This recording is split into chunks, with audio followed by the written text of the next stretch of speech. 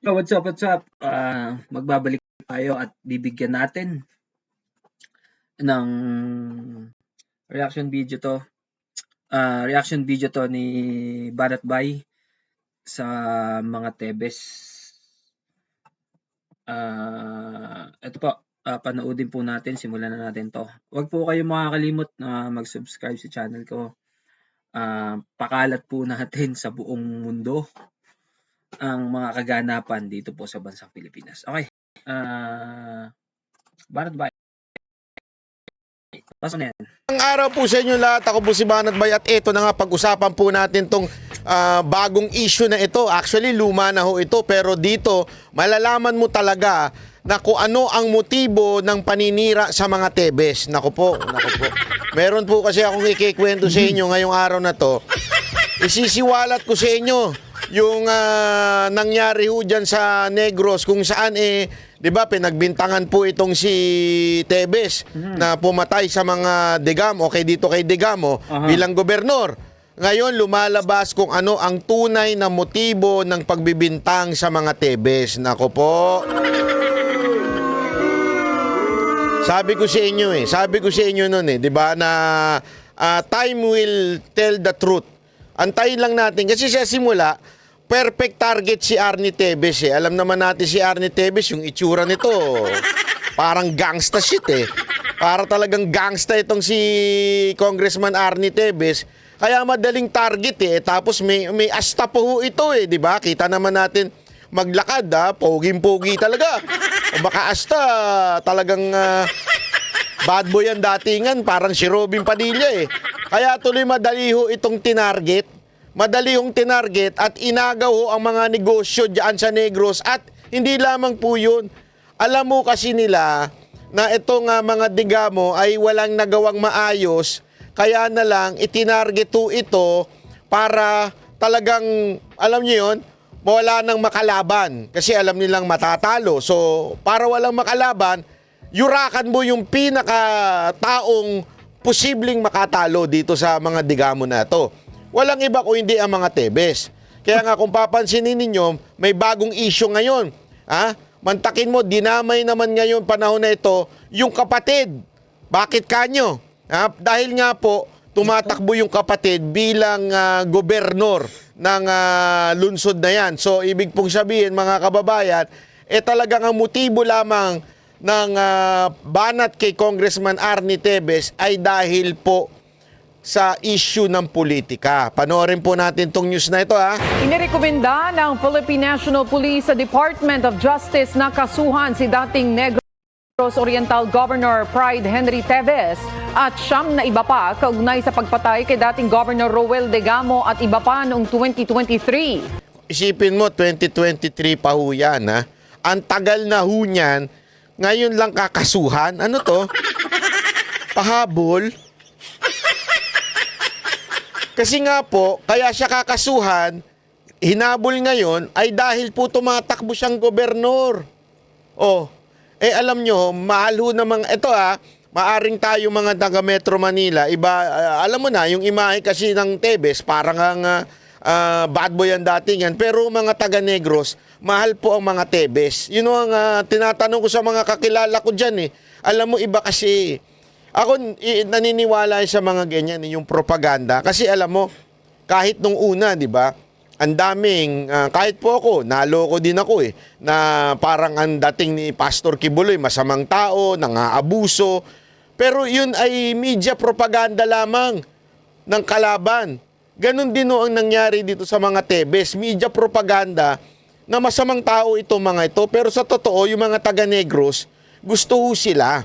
Ngayon, yung mga nagpo-propaganda laban sa kanila, walang iba kung hindi yung mga political nakalaban nila. Kung pansinin nyo tahimik na ang lahat. Ibig sabihin, wala na si Tebes, si Arnie Tebes, wala na ho siya. Okay na lahat. Tumakbo ngayon bigla itong si Henry Tebes bilang gobernador. Biglang kinasuhan. Kita nyo na? So doon pala makikita mo na ang motibo talaga ng gobyernong to tanggalin ang kalaban nila sa Negros. Kasi alam nyo mga kababayan, strategic daw yung lugar na yan, yan Negros na yan. strategic ho yan sa kalakalan. Ano ho yung lugar na yan pagdating sa ekonomiya at sa pera at higit sa lahat kahit ho yung gambling yung mga alam niyo na sa Pagcor, yung STL, di ba? Yung mga ganyan, inagaw ho ng kalaban. Ang nangyari, alam mo naman tong gobyerno to di ba? Pag hindi ka kakampi, pag hindi ka napasunod, Hi there, my name is Shannon. Welcome to the Griffith and Crown Park. Let me take you for a tour. kakasuhan ka ng kung ano-ano. Nakita ko yan. Sa bawat, mula kay Bantag, Pastor Kibuloy, di ba? Tebes, sino pa? Ito yung mga nakikita nila makakalaban Hanggang umabot na nga sino? BP Sara Duterte, pati si Rodrigo Duterte. Lahat kahit kami mga vloggers, kinakasuhan na. Pag hindi nila makuha, kakasuhan ka, iimbentohan ka na kung ano-ano. Kaya expect nyo, kaming mga vloggers, expect ninyo. Mantakin mo, galit kami sa gambling, sasabihin kaming pogo vloggers daw kami. Galit kami sa droga, tapos nanggagaling daw sa drug lords ang pinambabayad sa mga kita nyo? Kung gaano ka kasinungalingan, ika nga. Pero kung tanga ka, maniniwala ka. Bakit? Araw-araw ba naman nila ilabas Alam mo, tandaan niyo yung propaganda yan. Pag pinaulit-ulit, nagmumukha ng totoo. Kaya laging inuulit-ulit na media. Magkakaroon ng hearing sa fake news ng mga vlogger, fake news ng mga vlogger, fake news ng mga vlogger. So, iisipin tuloy ng mga taong bayan, basta vlogger, fake news. Hindi ho ganun ang totoo. Di ba? Ang dami ho dyan, media mismo nagpe-fake news Mga tarantado yung mga media na yan nagpe-fake news din po yan. Pero ba't di nila tinatawag na fake news mainstream media? Fake news traditional media? Hindi ho nila tinatawag ng ganun. Bakit? Kasi nga, kontrolado ho nila yun. Kontrolado ng mga politiko ang media. Alam naman po natin, ang media noche lang yan. Konting merienda lang dyan, masaya na yan ang problema sa mga vloggers, hindi ho nila makontrol. Kasi, bakit wala ho kaming boss kami kasi etong network, sa totoo lang, not particular sa GMA every network, nalulugi na. Wala na ho silang advertiser. Bakit? Bilang kumpanya, advertiser, libre ka na mag-advertise sa social media. Bakit ka pa mag-advertise sa mainstream media? Tama, mali? Tama.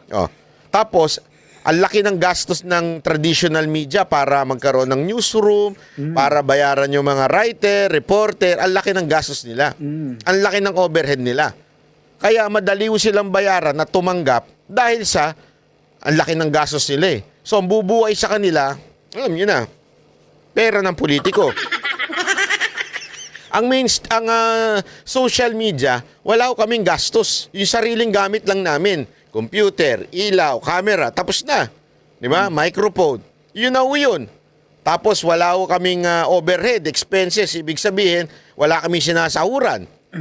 Ngayon, yung kita namin sa social media, sapat na po. Hindi na namin kailangan ng may magbayad sa amin. Ganun ang social media. Kaya nga mga kababayan, dyan pala makikita mo na kung sino ang prone na tunay na bayaran at tunay na naglalabas ng fake news. And yet, ang propaganda nila, basta vlogger, fake news. So what do I mean? Same thing pagdating sa ibang mga politiko. Para makuha nila ang mga cities. Halimbawa, kahit nga si Mayor Rama, di ba? Mantakin mo, gumawa sila ng mga kaso, binuhay nila yung kaso para matanggal. Ang dami mga mayor na hindi lang nababalita na pag hindi nila kakampi, binubuhay nila yung mga kaso. Nagkataon lang nauna at saka kasi unang-una ito isa sa mga nauna ito si Congressman Arnie Tevez Pero dahil nga sa pangyayaring ito, nabubuking natin na it's all about politics. Kasi kung seryoso silang kasali talaga itong mga Tevez na to, ito particular si Henry Tevez, di sana nung una pa lang. Bakit ngayon lang yan? Kasi nga tumakbong gobernador. In other words, it's really politics ang reason kung bakit pinatutumba ang Tebes sa lugar nila. Ayon sa Criminal Investigation and Detection Group ng PNP, batayan sa mga bagong ebidensyang kanilang nakalap kaugnay sa kaso, kabilang ang mga na-recover na armas at pampasabog. Yan. Hindi pa nagbibigay ng pahayag ang kampo ni Pride Henry Tevez kaugnay nito. Ayon naman kay Attorney Ferdinand Alam mo para palang para palang binhi o seed. Seed yung armas Siguro nung sila po ay nag-raid noon, nagtanim sila ng butil ng tawag doon ng seed, 'di ba? Naglagay sila ng seed diyan. Pagdating ng 3 taon, tutubo na at magiging armas yan. Magiging baril yan, magiging granada yan. Tinanim nila noon. Ngayon lang nila nakita may ganun. Hindi, isipin nyo na nakakapagtaka yun Ngayon mo lang makikita yun after how many years? Tsaka mo lang sasabihin, may dag... Skip that.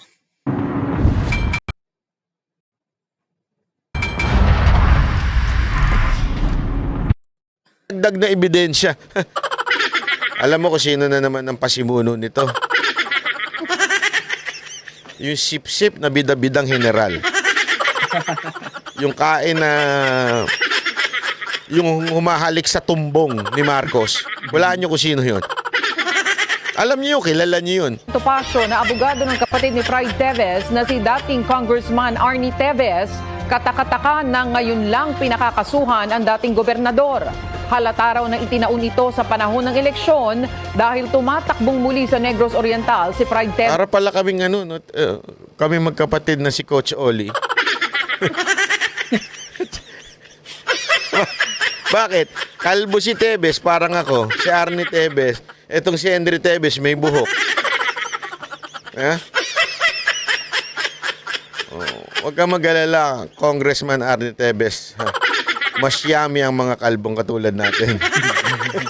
Yes, dati nang itinanggi ng magkapatid na Tevez na may kinalaman sila sa pagpatay kay Degamo. Ayan, pakinggan natin itong statement po ni Atty. Topacio. Ito. Magandang araw po. Mayroon na naman kaming natanggap na bagong intel mula sa mga taong Atty. Topacio, hindi sa inyo bagay yung seryoso masyado, Hindi kasi si Atty. Topacio maligalig to Pag nakakasama natin to mamalasakit at sawang-sawa na sa kabulastugan ng kasalukuyang administrasyon na may mga ahensya ng pamahalaan na matinding inuudyukan ng ilang politiko. Sino? PNP ba yan? PNP ba yan? PNP ba yan? Si Tory ba yan? Si Tory ba yan?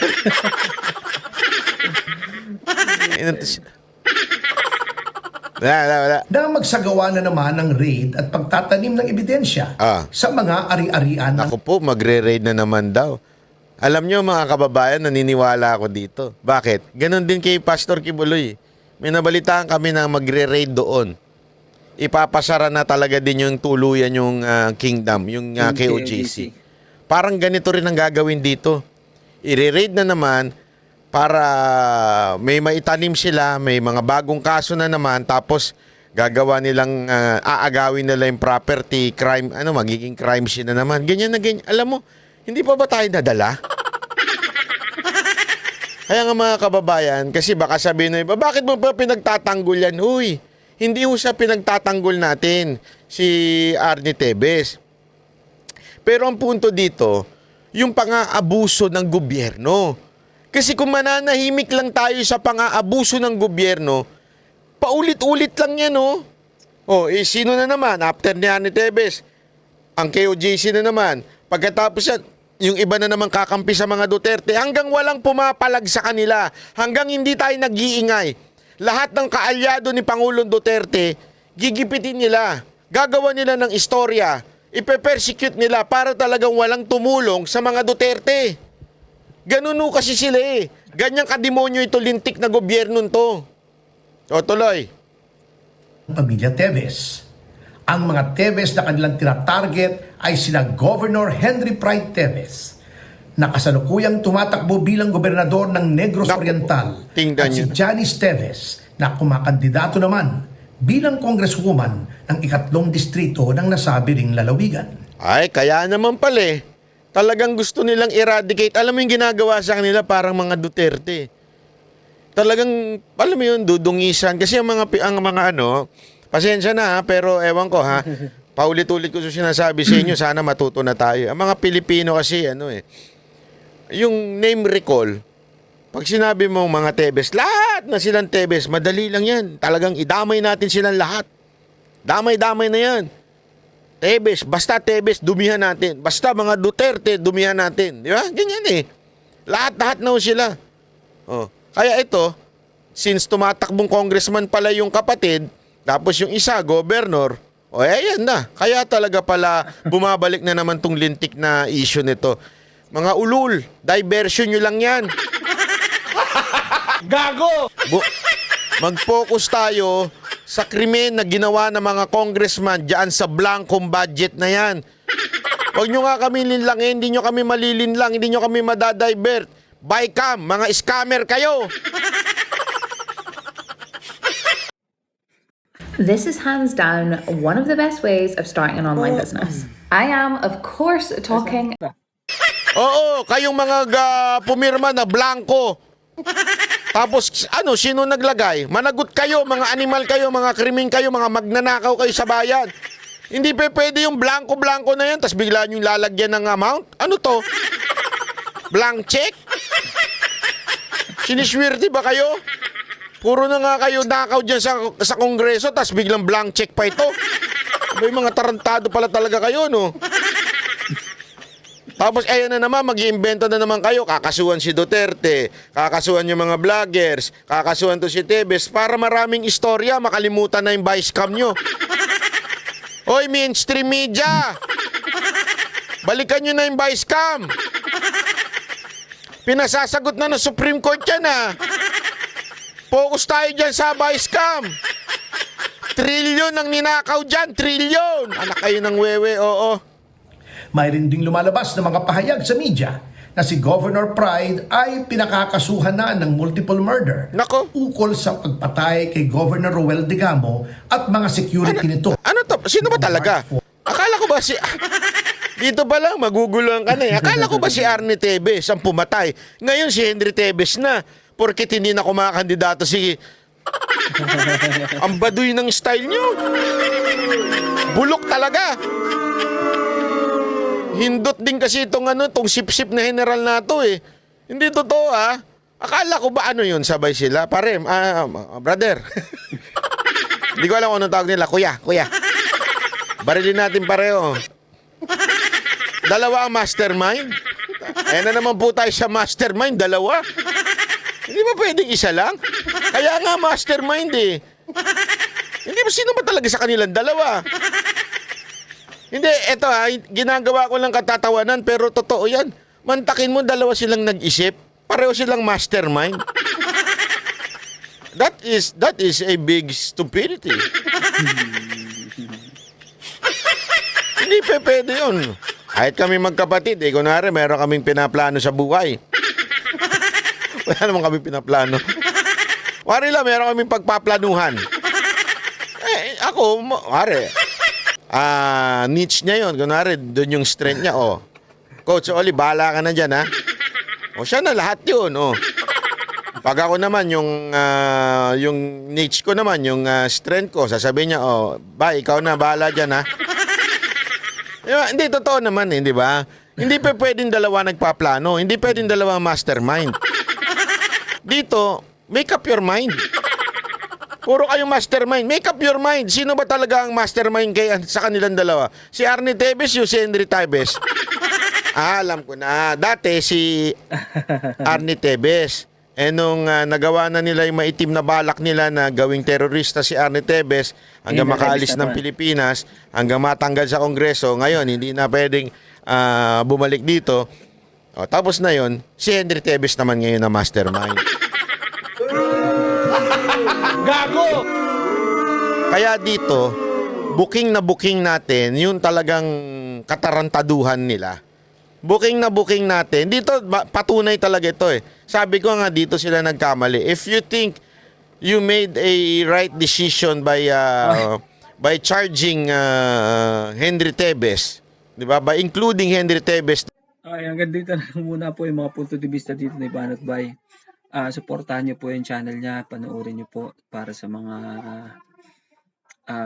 bago at komentaryo para sa kalokohan ng bayan ng administrasyong ito ngayon. Ito po, hanggang dito na lang po muna to.